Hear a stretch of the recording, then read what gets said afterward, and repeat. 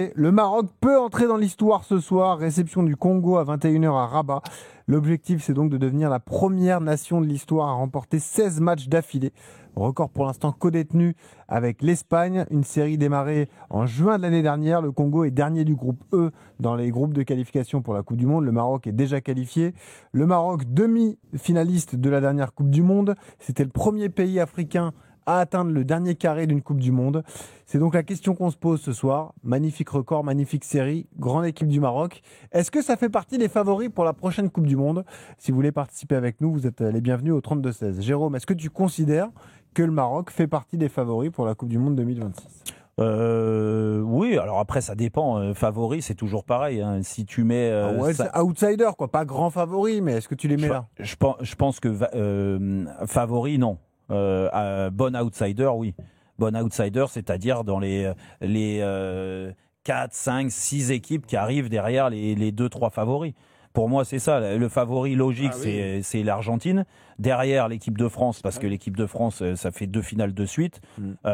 Après, ressortir un favori de ça, l'Espagne, parce que l'Espagne a une... Et puis c'est tout. Parce qu'à l'arrivée, le Brésil, ils ont reculé. Le Brésil est un outsider. Bien sûr qu'il restera, c'est le pays du football. L'Allemagne n'est plus l'Allemagne. L'Allemagne n'est plus l'Allemagne. L'Angleterre, tous les ans, on nous dit l'Angleterre. Bah, écoute, on attend de voir. Le Portugal est dans les bons outsiders aussi, parce qu'ils ont quand même une bonne génération, un gros vivier. Et comme le dit Jean-Michel, il aime bien ce mot-là, mais franchement, ils ont beaucoup de bons joueurs. Donc, et le Maroc représente l'Afrique. Alors, c'est pas le seul pays africain qui est capable de faire quelque chose, mais quand tu le vois à la dernière Coupe du Monde, tu vois l'enthousiasme. 16 victoires de suite, c'est pas anodin. Bien sûr qu'ils n'ont pas rencontré que des avions. Et il faut le faire. Et Walid, il le sait très bien. C'est rare. Mais déjà, c'est rare, et d'autant plus là-bas parce que on a tous joué avec des footballeurs africains, et que quand ils vont, des fois, ils y vont à reculons.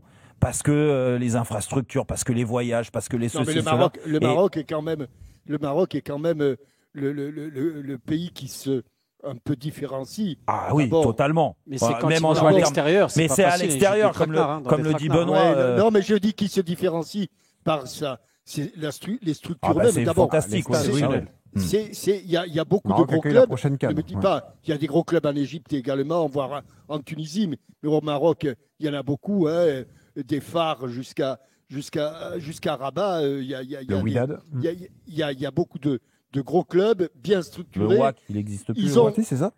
Oui, bien sûr. Ils ont beaucoup travaillé sur les jeunes, chose que tous les pays africains ne font pas. Ils ont beaucoup travaillé sur les jeunes. La preuve, ils sont contre la France demain en finale de Coupe du Monde. C'est l'avantage qu'ils ont, Jean-Michel. C'est que après le fou furieux qui était avant Walid Regragui, c'est-à-dire Walid Halilhodžić, ils ont trouvé de la sérénité, tu vois.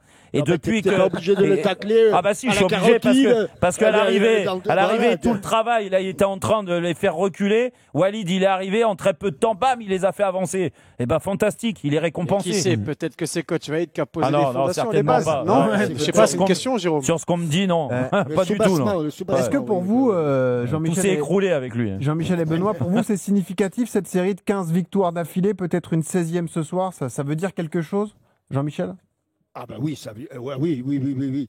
Au niveau international, même si le 15e était contre le Bahreïn et qu'ils s'en sont vus pour le gagner, le match, ça veut dire quand même qu'il y a une permanence dans la performance, qu'il y a une équipe qui est solide, qu'il y a des gens qui sont investis là-dedans, que l'équipe nationale est une priorité au Maroc, ce qui n'est pas toujours le cas, notamment en Afrique, ni même en Europe. Donc, effectivement, les bases de cette performance sont solides. Après, reste le match.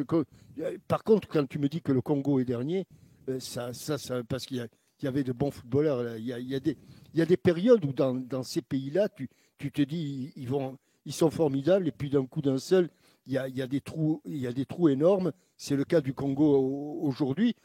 Claude Leroy a été, entraîneur du Congo. Oui, bien sûr. Claude Leroy, il a fait tous les pays africains. Le Congo, en 7 journées, c'est 1 nul et 6 défaites. Donc, il a eu des résultats partout. Claude Leroy, Troussier, ils ont fait tous les... Cela dit, moi, je trouve que le Maroc est un exemple à suivre pour tous les pays africains, et avec leur leur spécificité africaine, je pense qu'ils devraient s'inspirer de ce que font les dirigeants ou la Fédération marocaine de football, en tout cas. Benoît, quel est ton avis là-dessus, toi? Ce qui est sûr, c'est que c'est un pays, déjà, c'est un pays de football. Hein. Le Maroc, un pays de passionnés et qui travaille bien. Hein.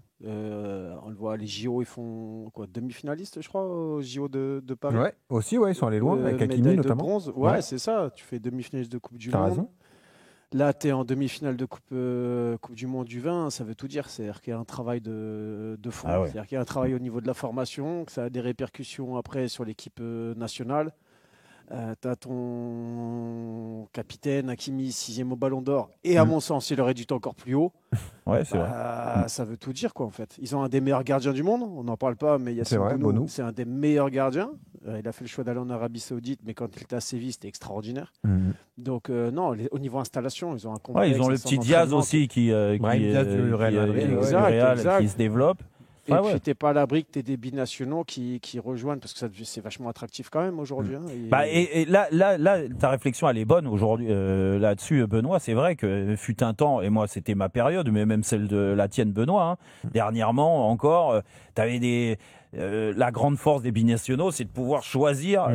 C'est le choix du roi entre soit l'Algérie, soit le Maroc, soit la Tunisie. On rappelle que Lucas Zidane est en train de faire sa première sélection avec l'Algérie, pays africains et la France. Et souvent, c'est vrai que tu te dis que sportivement, l'équipe de France va t'apporter le rayonnement international parce que les grandes compètes. Là, aujourd'hui, c'est une valeur sûre. Le Maroc, tu sais qu'ils vont faire les Coupes du Monde. Ils peuvent rivaliser avec les meilleurs. Je pense que le plafond de verre qu'ils avaient sur les grandes compétitions, et je parle de quasiment tous les pays africains, peut-être qu'ils l'ont explosé, et certainement avec la demi-finale au Qatar, et que là, ils vont arriver gonflés à bloc. Il y en a déjà, il y a Elias Ben Seguir, il y a Amin Adli qui ont choisi le Maroc, et il y a un doute sur Ayoub Boadi qui est avec les espoirs français, mais on ne sait pas encore s'il va choisir. Par contre, ce qui me choque, moi, Benoît, c'est que toi, il y a un doute, savoir. Tu sais, il y a France-Maroc, là, demain, en U20. Ouais. T'es pour qui, en fait? Alors, tu veux que je te raconte une anecdote personnelle? Parce que mon épouse est marocaine, donc tu le sais.